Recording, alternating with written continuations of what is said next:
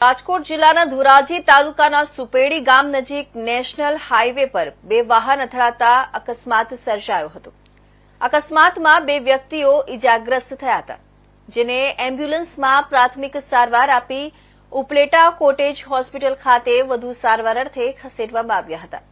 ધોરાજીના સુપેડી ગામ પાસે આવેલા ચામુંડા હોટલ નજીક હાઈવે પર રોંગ સાઈડમાં આવી રહેલી GJ11 BH 3403 નંબરની જૂનાગઢ પાર્સિંગની ઇકો ગાડી સામે રાઈટ સાઈડમાંથી આવી રહેલા છોટા હાથી ટેમ્પો સાથે ધડાકાભેર અથડાયા હતા.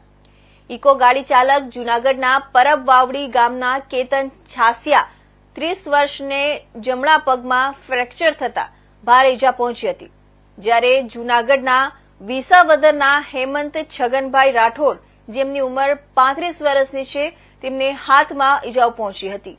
આ બંને ઇજાગ્રસ્તોને ડુમિયાળી રોડ પ્લાઝા હાઈવે એમ્બ્યુલન્સમાં પ્રાથમિક સારવાર આપી વધુ સારવાર અર્થે ઉપલેટા કોટેજ હોસ્પિટલમાં ખસેડવામાં આવ્યા હતા.